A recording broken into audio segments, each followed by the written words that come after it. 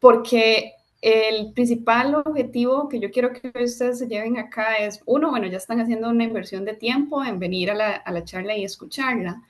pero más allá de tener conciencia de lo que vamos a hablar un poquito hoy es llevarse un compromiso a actuar, a accionar, un compromiso a que desde nuestros rangos de acción, dentro de nuestros alcances, de lo que tenemos en el día a día, como les decía, desde el punto universitario, iniciativas, proyectos que trabajemos, así como la sociedad, nuestras familias y demás, podemos llevarnos para hacerlo diferente. Y al final la diversidad, la inclusión, la equidad ha sido probada a lo largo de los diferentes aspectos y rangos de las compañías, de los mundos de negocios, de las corporaciones, que es un motor para la innovación. ¿Por qué? Porque cuando nosotros logramos traer las perspectivas, los puntos de vista de diferentes personas, sea desde el ángulo de diversidad que sea, logramos una combinación de ideas que nos permite ser más innovadores. Y hoy específicamente yo voy a hablar de neurodiversidad, que es un área que, como Valeria mencionaba, tengo ahorita a cargo el programa a nivel global para P&G, pero también es una arista de tantas diversidades que entonces voy a iniciar quizás compartiendo un poquito por qué yo terminé con una pasión por estos temas y qué me llevó a donde estoy ahorita y por qué creo que el liderazgo empático, que el liderazgo inclusivo, que liderar enfocados en las personas es importante en todos los aspectos que hagamos. Y para eso quiero entrar acá quizás con un poquito de una historia que se vuelve un poco personal con los ejemplos que les voy a dar, pero que es al final quizás lo que a mí me llevó a cambiar desde esa conciencia a la acción. Y el mensaje quizás acá sería que si bien es cierto en mi caso y en mi historia personal, estos puntos o situaciones en la vida me han generado un poco de conciencia de más allá de lo que, cómo yo vivo el mundo, por qué yo debería tratar de hacer las cosas mejor para ser más inclusiva, es pues hacerles un llamado también a que en sus vidas habrán situaciones como estas que yo he experimentado, pero tal vez habrán otras que no y que pueden pasar muchos años sin que nosotros tengamos conciencia. Entonces, quizás es un llamado de nuevo a salir de acá no solo conscientes, sino con un compromiso de qué pueden hacer ustedes en sus vidas. El primero, quizás que me abrió los ojos de cierta forma, fue siendo estudiante del tecnológico, como les mencionaba, ingeniera en producción industrial. En algún momento tuve la experiencia de ver la parte de la diversidad de género y cómo en las carreras STEM todavía tenemos oportunidades, porque siguen siendo todavía pues más hombres que mujeres, porque también dependiendo de la carrera, habrán algunas que ya tenemos una mejor representación de género, pero habrán otras que todavía se están quedando atrás. Y eso me llevó a conectar eventualmente con iniciativas de mujeres en STEM, promover que más mujeres estudien, tratar de abordar los sesgos y demás para esta parte. Después, la segunda foto representa mi experiencia y cómo yo logré desde una amistad con un amigo que tiene una discapacidad, llegar a entender la importancia también de ser inclusivos y ver el mundo desde las personas que tal vez no tienen las mismas barreras que experimentan las personas con discapacidad. Y es quizás hasta Montserrat, yo, sí, disculpa, es que vieras que no estamos viendo pasar la diapositiva. en serio. Estamos viendo nada más como tu PowerPoint, por así decirlo. Sí, ahorita solo tengo las fotos. Sí, tipo no, digamos, vemos como tu aplicación en general y las diapositivas distintas que tenés, no estamos viendo como dónde se pasan. Ah, ok, déjame ver. Entonces,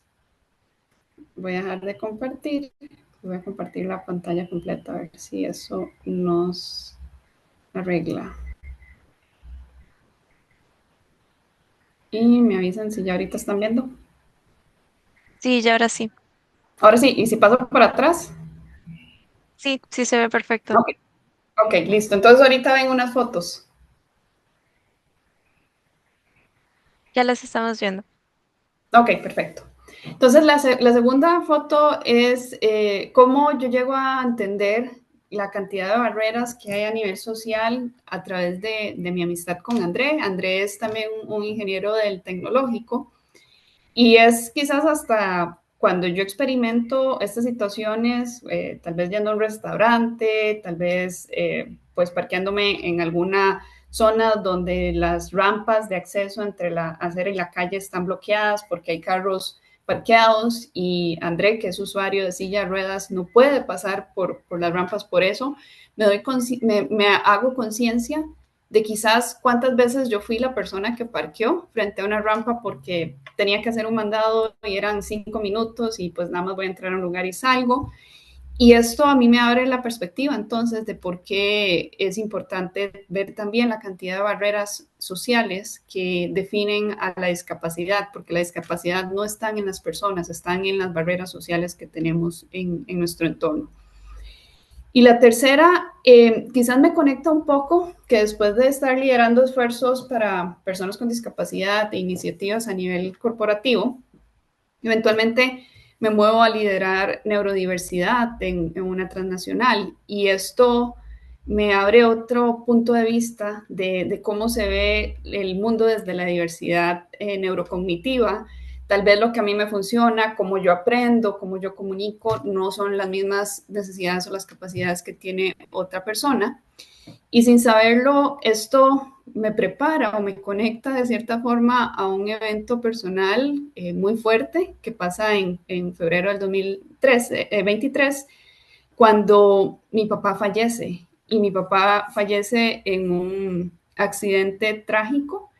y en ese momento, pues mi memoria, como yo la conocía, se fue, mi capacidad de concentración se fue, mi capacidad de lidiar con los entornos sociales, el ruido, el tener la interacción social, se fue. Y esto vino a partir de un trauma, sí, una situación puntual,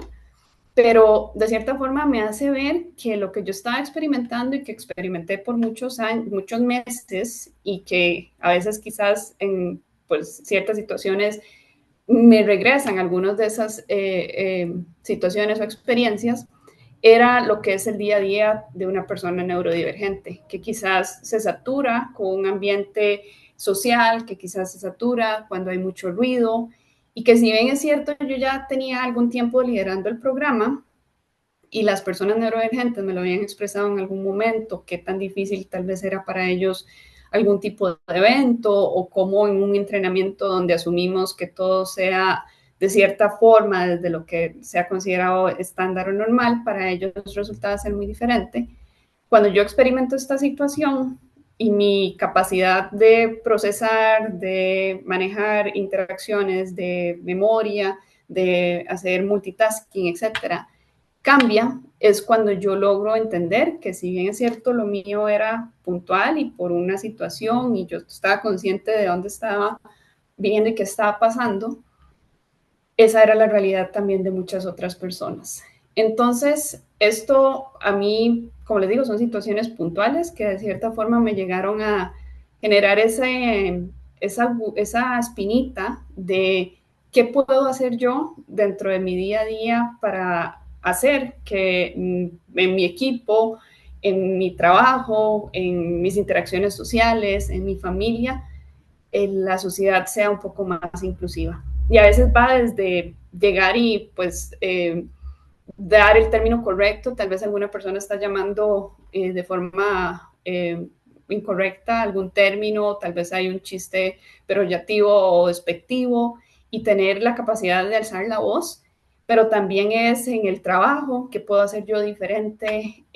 con mis equipos, que puedo hacer yo diferente. Y la realidad es que la diversidad no es algo que nosotros vemos únicamente cuando llegamos al mundo corporativo, ¿verdad? Si nos vamos hacia la universidad, a las escuelas y para atrás, pues existe desde siempre. Entonces, estos eventos a mí me generaron esa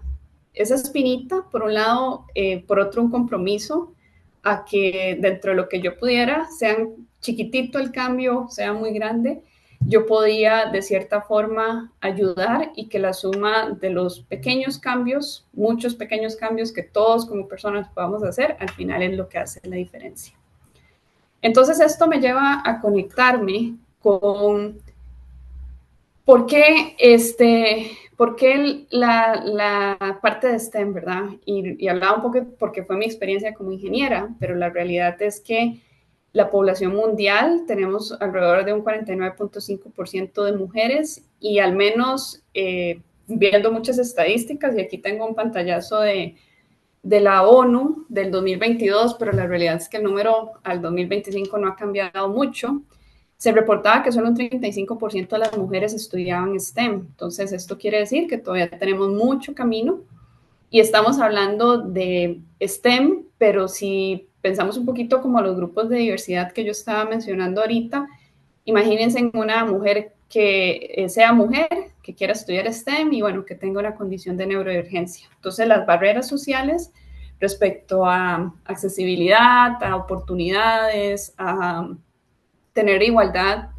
y de condiciones y de oportunidades, pues va aumentando, ¿verdad? Entonces es importante siempre no solo ver el grupo de diversidad específico, tal vez con el que tenemos alguna pasión, una afinidad o el que estamos apoyando, sino la interseccionalidad y cómo esto llega a afectar a los diferentes grupos. El segundo que les mencioné, pues era las personas con discapacidad y aquí les quería compartir algunas estadísticas que son importantes para tener conciencia y tener presente por qué esto nos debería importar a cualquiera de nosotros. Hay 1.3 billones de personas con discapacidad en el mundo. Son alrededor de 85 millones de personas en Latinoamérica. 3 de esas personas están desempleadas, las tasas de desempleo son muy altas y esto está asociado inclusive a temas desde la escolaridad, porque desde nuestras escuelas, colegios y universidades, las personas con discapacidad tienen muchas barreras sociales para poder incorporarse en igualdad de condiciones a los estudios y esto hace que eventualmente en el mundo corporativo pues los procesos también sean excluyentes. Y hablamos de que hay un 80%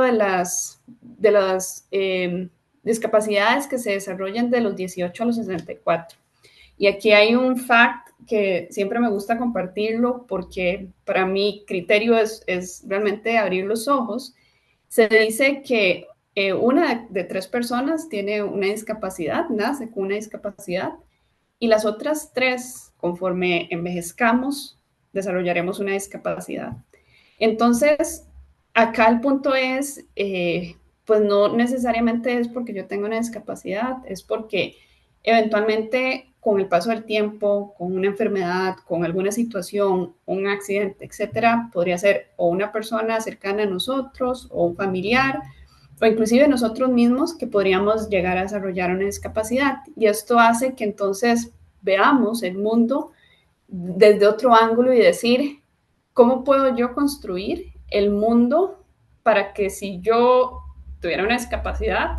pueda vivir, pueda trabajar, pueda disfrutar, etcétera? Y eso es un compromiso muy grande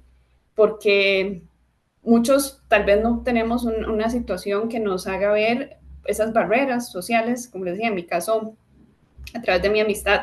yo pude llegar a entenderlo un poquito cuando tenía estas situaciones, pero la realidad es que no deberíamos de esperar a tener una situación así o tener alguien en nuestras familias o demás para poder llegar a decir, bueno, ¿qué puedo hacer, verdad? Y esto puede ir desde cosas muy pequeñas. Yo después de esa situación donde estaba con mi amigo en silla de ruedas y yo no lo podía pasar de la acera a la calle e ir al otro lado de la calle porque estaban los carros parqueados en las rampas, que dije nunca más voy a volver a parquear frente a una rampa, voy a tener conciencia de que estoy parqueando cerca de una rampa y respetar el espacio. Y esto me ha pasado muchas veces que estoy en algún lado, hay un cuidacarros y la persona me está diciendo que no sé, que eche para atrás para poder tal vez él acomodar más carros y si yo veo que hay una rampa, pues no lo hago. O si, por ejemplo, llego al tecnológico llegué a empezar a tener más conciencia de dónde están las zonas demarcadas, de dónde hay tal vez algunas zonas, están sí los parqueos de personas con discapacidad, pero hay otros que tienen como rayitas o rampas de accesibilidad que están pintadas normalmente para que, como son zonas para accesibilidad y están pintadas para que las personas las vean, pero que realmente muchas veces no les prestamos atención y de nuevo por desconocimiento, sin mala intención o lo que sea, pues vamos apurados, parqueamos el carro y no nos dimos cuenta que pudimos haber estado bloqueando una rampa de accesibilidad que podría ser necesitada por una persona con discapacidad, pero también pensemos en una persona adulto mayor, en una mujer embarazada, una mujer con coche, etcétera. Entonces, es realmente importante tener esa conciencia. Y yéndome al otro segmento del que hoy voy a hablar más a detalle, que es el de la neurodiversidad, se habla que de un 15 a un 20% de la población mundial es neurodivergente. Los estudios y las estadísticas indican que estos porcentajes son mayores y en la generación Z se ha hablado de inclusive un 30-40% de personas neurodivergentes. ¿De dónde vienen estas variaciones y estos aumentos en los porcentajes? El tema de neurodiversidad, lo vamos a ver en el siguiente slide, es relativamente nuevo, es un término que quizás se ha ido desarrollando con más fundamento y más información desde los 90, siempre ha existido, pero tal vez antes era pues un mayor desconocimiento. Y conforme se han generado más estudios, más conciencia, más entendimiento, los estudios han ido, las estadísticas han ido creciendo. ¿Por qué? Porque la gente logra entender y reconocer algunas de estas condiciones en sí mismos o en personas tal vez de sus familias. Y por ende, pues muchas personas han optado por diagnósticos que tal vez antes no se hacían tanto. Las personas neurodivergentes, cuando hablamos de neurodivergencia, son variaciones neurocognitivas y ahora voy a hablar un poquito brevemente de algunas, pero dentro de esto entra el autismo, que quizás es una de las más conocidas, está la dislexia, que está asociada con el procesamiento de las palabras, de las letras, tanto de forma verbal como escrita, el ADHD o el TDAH, que es el trastorno de déficit atencional con hiperactividad, así como otras. Entonces, hay una sombrilla muy amplia de neurodivergencias y ahora voy a hablar de algunas para que ustedes tengan un poquito más de conciencia, porque la historia siempre nos ha enfocado mucho hacia el autismo, pero la realidad es que hay algunas de estas condiciones que tienen una prevalencia muchísimo mayor que el autismo y que por ende, si nosotros sacamos estadísticas y decimos que, por ejemplo, hay un 10% de la población mundial que es disléxica, pues si pensamos en nuestros equipos, en las universidades, en las empresas, esa representación estadísticamente también existe. Entonces, son grupos importantes y representativos por los cuales nosotros también tenemos que intencionalmente velar para crear espacios más inclusivos. La otra estadística acá que quisiera compartir es que hay más de un 85% desempleado, de la misma forma que veíamos en las personas con discapacidad. Las personas neurodivergentes hay un alto porcentaje de desempleo. Esto está asociado de nuevo a los procesos educativos, procesos de reclutamiento y demás que están pensados desde lo que se considera normal y desde lo que se considera estándar, que son normal y estándar para efectos de lo que la sociedad definió como tal, pero que la realidad es que el hecho de que, digamos, nosotros pensemos que una evaluación o un entrenamiento o algo así tiene que ser de cierta forma, o una entrevista de trabajo, pues es lo que se ha definido como ese estándar o ese normal, pero la realidad es que las personas neurodivergentes procesan diferente. Y pensando, por ejemplo, en una entrevista, se define que si yo hago una pregunta, pues la persona debería de contestar en cierta cantidad de segundos, porque si la persona está tardando tiempo es porque no sabe o porque algo así, ¿verdad? Entonces son un montón de sesgos que también como sociedad hemos crecido y que está muy asociado a ese concepto de normalidad. La otra estadística que es importante acá es que hay una mujer diagnosticada por cada 4 hombres. Aquí hay un tema de género asociado y esto está por 2 razones. un sesgo de género cuando las niñas y los niños están pequeños. Si una niña tiene una reacción emocional muy fuerte, el término en inglés, digamos, un meltdown, ¿verdad? Como algo, una reacción muy emocional, el concepto que se dice es las mujeres son así, son emocionales, lloran, tienen como este tipo de reacciones. Pero si eso le pasa a un niño, se asume también que los niños no, y que entonces no es normal que un niño tenga este tipo de reacción, lo cual hace que los papás terminen llevando a los niños a doctores, hayan diagnósticos de que efectivamente tal vez es un niño que tiene una condición de neurodivergencia, y las de las niñas pasen desapercibidas. Y la segunda razón por la que esta estadística de diagnósticos es de esta forma está asociada a la capacidad de la mujer de hacer lo que se llama enmascarar o en inglés masking de las características propias. Entonces, básicamente enmascaran de una mejor forma sus características para poder calzar con ese estándar social que tal vez a los hombres se les dificulta más hacer el masking, y esto entonces hace también que pasen pues desapercibidas dentro de las interacciones. Y finalmente, el talento neurodivergente son personas con altas demandas, con habilidades y talentos únicos, de igual forma que cualquier otra persona neurotípica, pues todos tenemos fortalezas y oportunidades, y la realidad es que muchas veces esta etiqueta, ¿verdad? De ser de cierta forma o no, pues es la que ha creado más bien sesgos de que si una persona, por ejemplo, es disléxica, no puede ser escritora. Y había una escritora muy famosa, Agatha Christie, que ella es neurodivergente y es escritora, ¿verdad? Entonces, uno podría decir, bueno, es disléxica, a ella le cuesta el procesamiento de las palabras, de las letras, entonces, ¿cómo está haciendo esto? Y esa es la realidad, es como cualquier otra persona, como cualquiera de nosotros, que tenemos nuestras fortalezas y oportunidades, las personas neurodivergentes igual las pueden desarrollar. Y mucho de esto nos lleva al término, ¿verdad? Que les quería como dar esta perspectiva. Como les decía, es relativamente nuevo, inicia en 1990 principalmente de una forma más fuerte con Judy Singer, que es la persona que está acá en la foto, que ella es una psicóloga, también es autista, y empieza ella a impulsar mucho el concepto de que realmente lo que era una diferencia pues neurocognitiva de la forma en la que el cerebro está conectado y cómo se procesa, no necesariamente una persona con discapacidad. Y esto es todo un tema porque hay personas neurodivergentes que se consideran únicamente neurodivergentes, hay personas neurodivergentes que se consideran también una persona con discapacidad, porque tal vez su neurodivergencia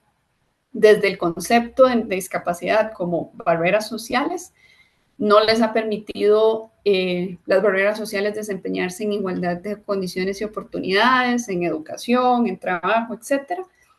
Hay algunas neurodivergencias que, dependiendo de la condición y el grado, podrían generar una discapacidad, pero realmente al final el tema acá es cada persona se define a sí mismo como quiere, y esto es un tema que siempre cuando yo lo hablo, pues hay que entenderlo, ¿verdad? Porque también a nivel de leyes, hay las leyes de personas con discapacidad, si cubren algunas neurodivergencias en los marcos legales de los países, etcétera, pero al final es el tema de cómo la persona se define a sí mismo. En algunos casos la neurodivergencia la persona la puede recibir como más bien una fortaleza, una capacidad para pensar diferente, fuera de la caja, etcétera. Y en otras, como les decía, puede ser que las barreras sociales que genera nuestra sociedad con ese estándar o normal versus la forma en que una persona neurodivergente procesa y vive, pues se vuelvan esas barreras sociales o discapacidad para poder integrarse de forma igual a la sociedad. Otro aspecto acá importante que ha venido evolucionando es que en algún momento se hablaba de un modelo médico, de trastornos, de enfermedades, de este tipo de perspectiva médica que ha venido evolucionando y continúa evolucionando hacia un modelo social donde lo que se hace es un reconocimiento de las diferencias cognitivas. Y esto básicamente es decir, mi cerebro no es igual al de ninguna de las personas que está hoy en esta llamada, ni a ninguna otra persona que esté en mi trabajo o en mi familia, porque todos somos diferentes. Entonces es una tendencia que se ha venido desarrollando más a lo largo de los últimos años. Todavía falta, digamos, camino, conocimiento y demás, pero continúa evolucionando hacia ese ángulo. Y es por eso que también las empresas, los espacios corporativos y demás, pues han podido reconocer en este aspecto, grupo de diversidad, el valor agregado de negocio a la innovación y a los diferentes aspectos del trabajo.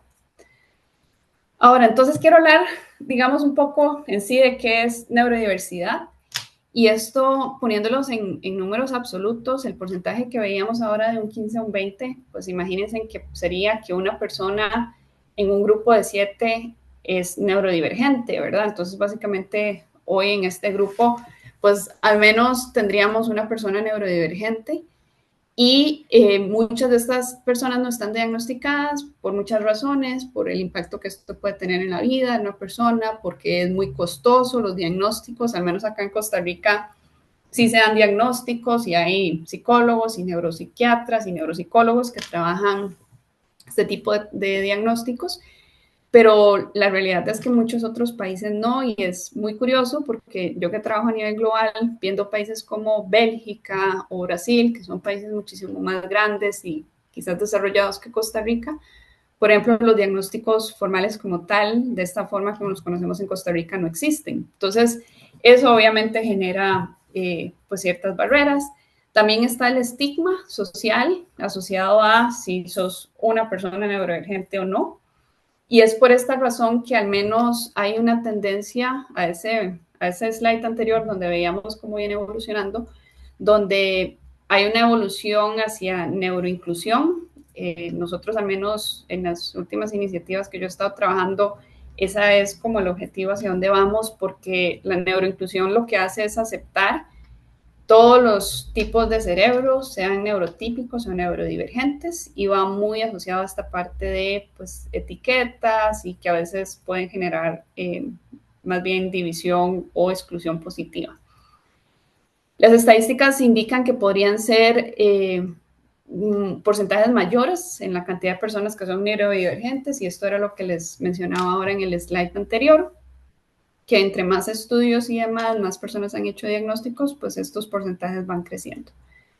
Entendiendo un poquito aquí la terminología, ¿qué es neurodiversidad? Pues pensemos que es toda la sombrilla de cerebros humanos que existe y que todos somos diferentes, y por eso la neuroinclusión abraza todos los neurotipos, todos los tipos de cerebros. Y los neurodivergentes, la forma en la que están definidas, son los cerebros que funcionan en formas diferentes a lo que es dominante o estándar según los estándares sociales, ¿verdad? Que de nuevo, no hay uno ni malo ni bueno, simplemente es que socialmente se ha dicho, como les decía, en una entrevista, si yo hago una pregunta y uno espera en cierta cantidad de tiempo, pues ya el candidato debería responder, porque si no hay un sesgo inconsciente de que no sabe. O por ejemplo, si estoy haciendo una entrevista, yo espero que la otra persona me dirija la mirada, porque eso indica que tiene interacción, etcétera, pero tal vez una persona neurodivergente no se sienta a gusto con dirigir la mirada, y si no lo hace, pues podría haber un sesgo social de que entonces la persona no tiene habilidades sociales muy desarrolladas, y este tipo de cosas son las que a veces terminan volviéndose barreras, y por eso es muy importante tener conciencia y llevárnoslo nosotros a nuestros ambientes. Y piensen ustedes en clases, equipos, iniciativas, interacciones en grupo donde tengan y tal vez en algún momento haber experimentado esto con alguna persona, y pues muchas veces son esos sesgos que decimos no sabe, no quiere interactuar, no quiere trabajar en grupo, le molesta el ruido, pero entonces qué persona más cerrada, etcétera, porque eso es al final lo que puede pasar, que hacemos muchas conclusiones a partir de las perspectivas y los sesgos. Ahora, hablando un poquito de neurodivergencias y de qué son, y aquí quizás es una pequeña muestra de la sombrilla, pero sí quería mencionarlo para que ustedes puedan reconocer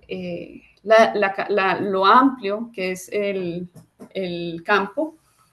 Hay unas como la dislexia, que como les decía, están asociadas a la parte de procesamiento de palabras y letras.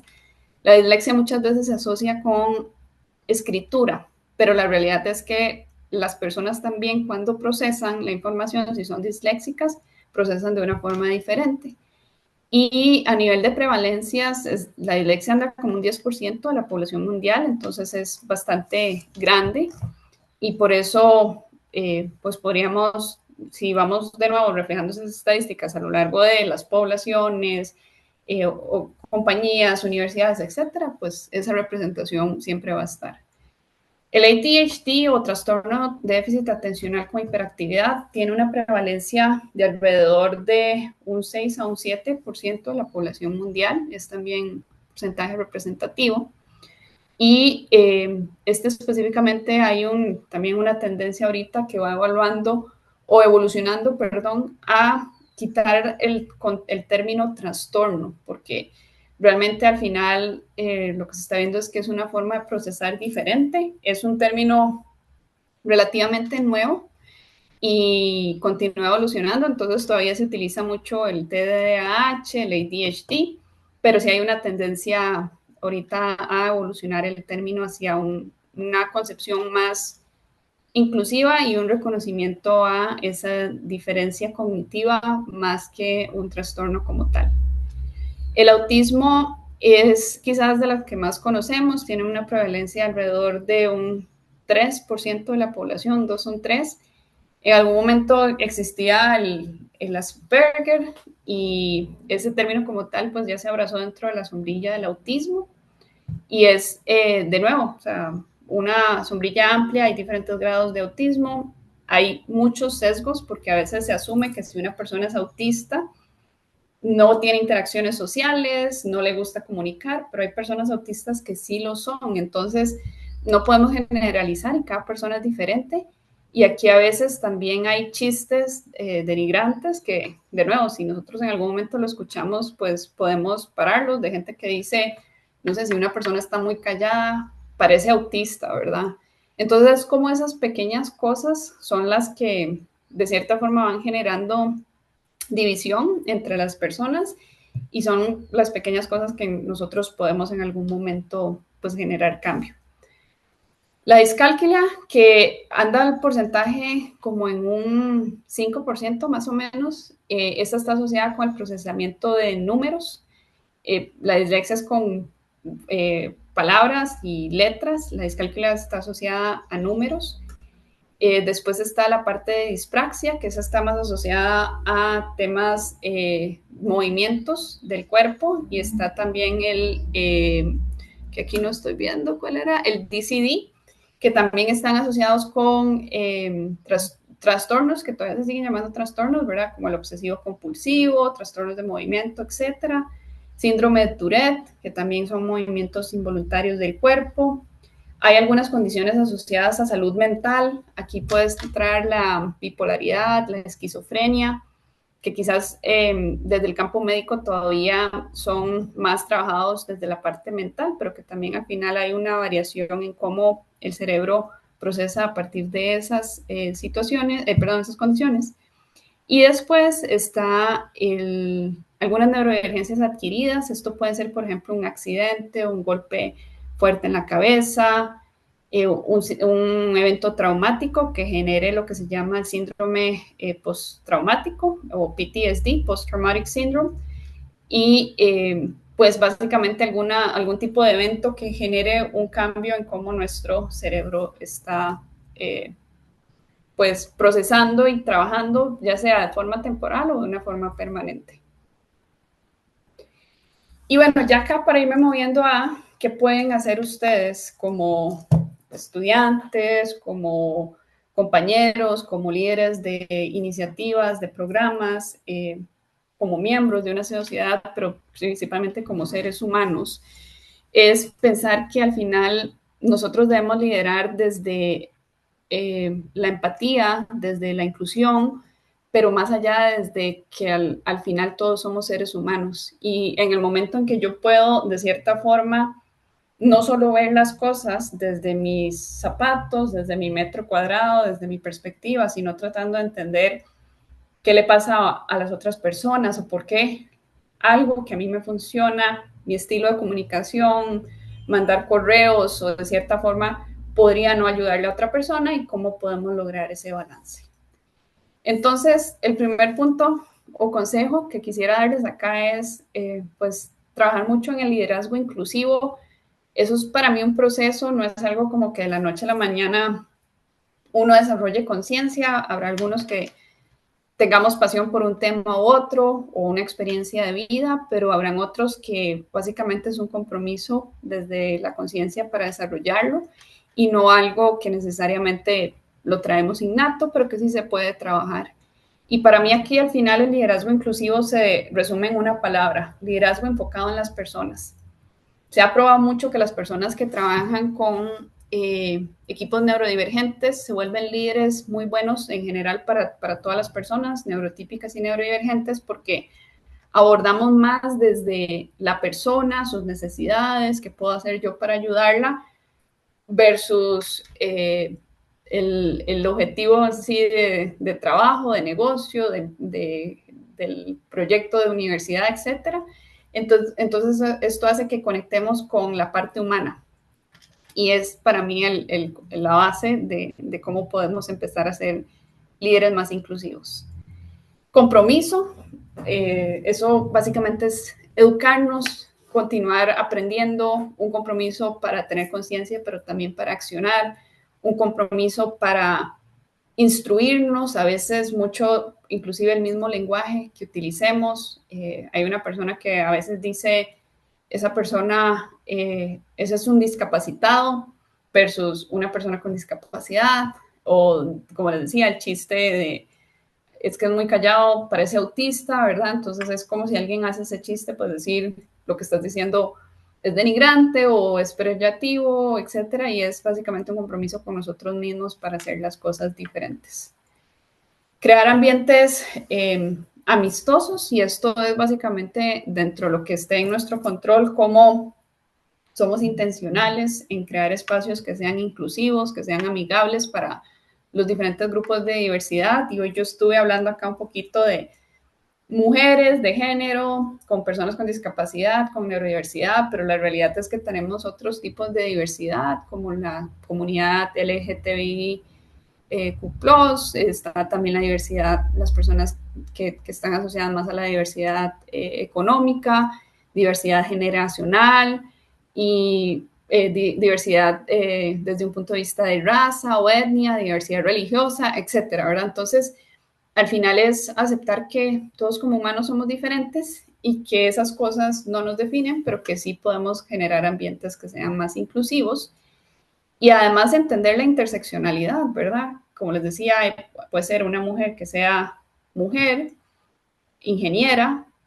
neurodivergente y que venga de una comunidad de recursos, de escasos recursos económicos, ¿verdad? Entonces, nada más piensa en la cantidad de barreras sociales que esta persona podría enfrentar y cómo entonces tener esa conciencia de interseccionalidad a nosotros nos podría ayudar a generar espacios más inclusivos. Apoyarnos en expertos, hay, bueno, una gran cantidad de material para instruirnos. Yo les diría, si ustedes tienen pasión, lean artículos, hay organizaciones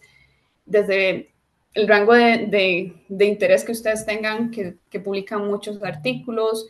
Hay artículos de la Universidad de Harvard que habla de por qué los equipos diversos son innovadores, de por qué las personas neurodivergentes están generando impacto y valor de negocio. Entonces, realmente es entender y educarnos más allá de lo que pues en el día a día vemos. La parte de acomodaciones o ajustes razonables, esto a veces puede ir desde, no sé, si estamos haciendo un evento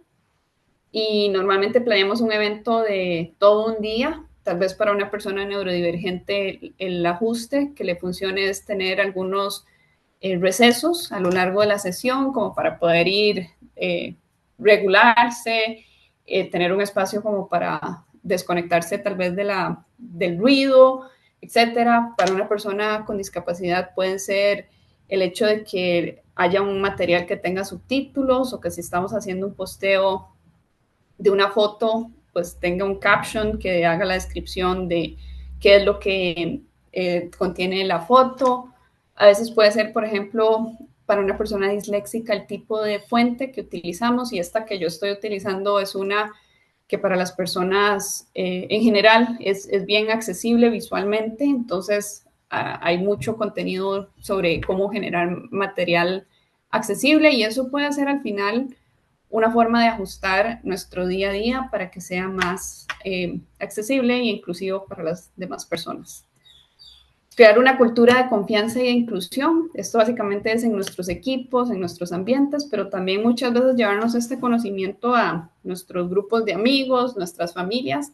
porque la forma al menos en la que yo lo veo es que cada pequeño cambio que nosotros hagamos va a generar valor, y la suma de los cambios genera un cambio mayor a nivel social. La parte de procurar nuestra salud mental en nuestros equipos y demás. O sea, si estamos viendo que alguien tal vez la forma de procesar es diferente, o no tener los ajustes no necesariamente le permite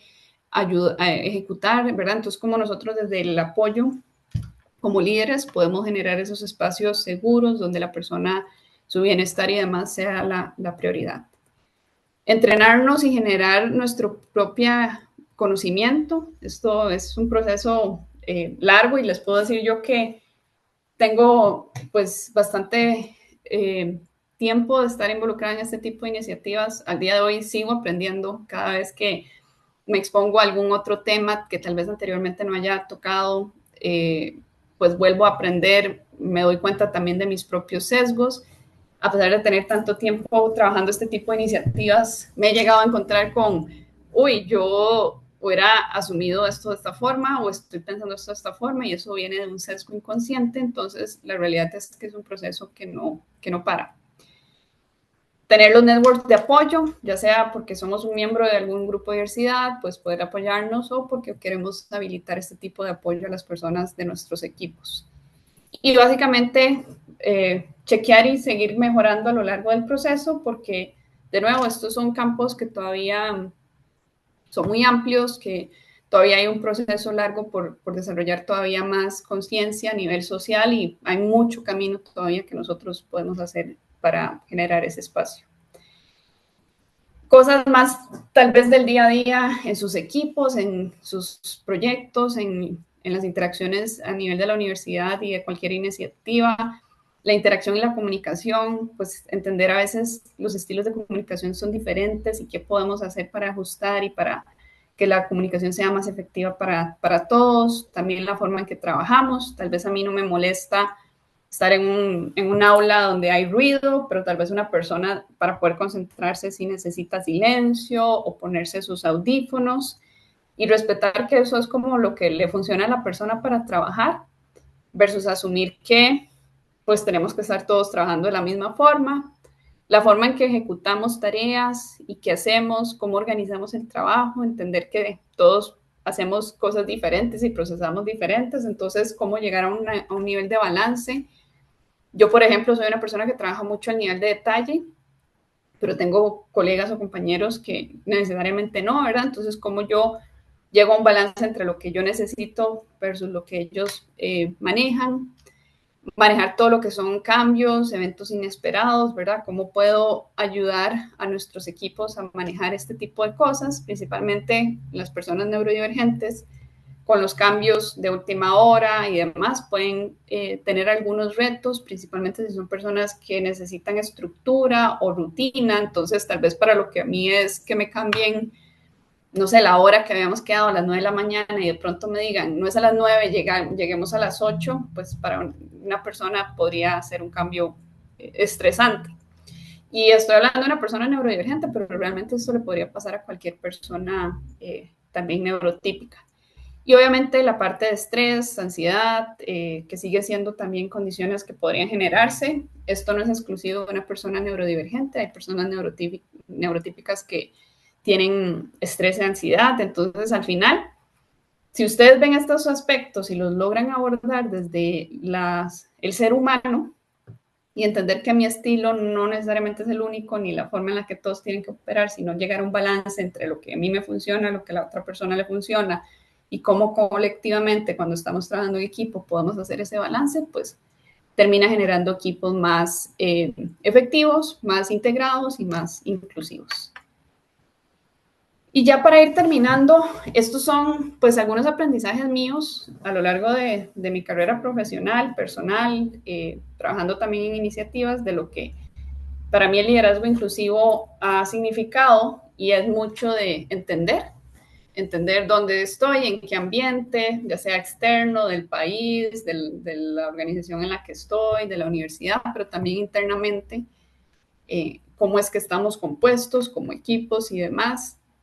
Ese compromiso desde las posiciones de liderazgo es clave, ¿verdad? Si yo soy la persona líder a cargo de la iniciativa o del equipo y demás, ¿qué puedo hacer yo? Y si no, bueno, ¿cómo puedo influenciar a que los líderes tengan conciencia de esto? Es un camino, siempre tenemos que tener como objetivos de cómo generar más inclusión, no es algo que pase de la noche a la mañana y eso es también un camino para nosotros mismos para desarrollarnos. Hay que ser intencionales, la inclusión no pasa únicamente porque el concepto existe, la inclusión pasa porque tomamos acción y por eso es que la charla yo la llamé de la conciencia a la acción. La idea sería que ustedes salgan de esta charla no solo escuchando la información que yo compartí, pero sino también un compromiso de decir qué puedo hacer yo de forma intencional para poder generar espacios más inclusivos,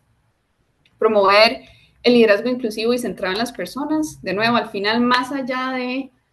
si somos un grupo de diversidad, si somos neurodivergentes, del liderazgo inclusivo, lo demás, al final somos seres humanos y los seres humanos, pues al final es un tema de poder pertenecer y de cómo nosotros podemos ser ese tipo de persona que acciona más desde la empatía y desde la conexión humana, no tanto desde nuestro rol de líder de proyectos o de estudiante o de persona empleada de una compañía. Y esto me lleva al sexto, que es un esfuerzo en conjunto, requiere que busquemos voluntarios, aliados, una participación activa, esfuerzo colectivo, porque al final la fuerza une y pues podemos generar un mayor impacto. Entonces, siempre también encontrar a esas personas que, al igual que nosotros, comparten la pasión y quieren impulsar. Habilitar acomodaciones, ajustes, espacios inclusivos dentro de lo que esté en nuestro alcance, dentro de lo que podamos influenciar. De nuevo, a veces estos ajustes no es nada costoso, es al menos tener captions, pueden ser tener subtítulos, pueden ser utilizar algún tipo de letra que sea más accesible, hacer recesos, etcétera, para poder pues, ir habilitando espacios más inclusivos.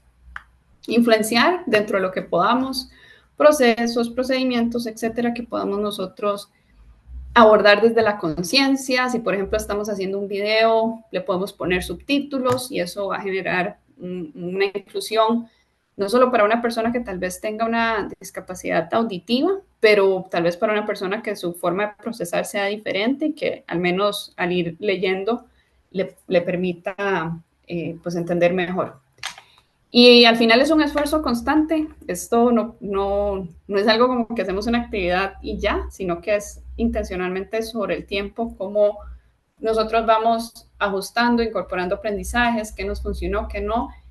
Piensen ustedes que tengan estos eventos de las organizaciones con las que ustedes trabajan, también cómo pueden hacer esos eventos un poquito más inclusivos a través de algunas de estas iniciativas. Y ya para terminar, al final, quiero terminar con esta frase de Henry Ford que dice, whether you think you can or think you can't, you're right, porque al final nosotros podemos decir, no, es que es muy complicado y realmente yo no sé y no sé cómo generar espacios inclusivos y todo lo que Monserrat ha compartido es muy nuevo para mí, yo no puedo, pues es correcto, o sea, si ustedes consideran que no pueden, es una opinión, pero la realidad es que opciones y posibilidades y formas siempre hay. Entonces, al final es cuál es ese camino que nosotros queremos escoger y cómo queremos ser como líderes, y principalmente ustedes que están en diferentes etapas, ya sea universitarias o empezando a trabajar, cómo quieren pues construirse como líderes, como personas, ingenieros, ingenieras, etcétera, cómo quieren ser y cuál es ese camino. Y con eso los dejo con esta pregunta. Bueno, ya este fact que lo vimos ahora un poquito, pero los quiero dejar con esta pregunta, que básicamente es si ustedes se atreven a ver esas posibilidades ocultas en su día a día y ser agentes de cambio. No tienen que estar liderando una ONG, no tienen que estar liderando algún proyecto o iniciativa. Es realidad cada uno de nosotros dentro de nuestro alcance, nuestro metro cuadrado, puede empezar a ser un agente de cambio. Entonces, el reto está en qué tanto queremos ver esas posibilidades y qué tanto queremos llevarlas desde la conciencia a la acción. Y con eso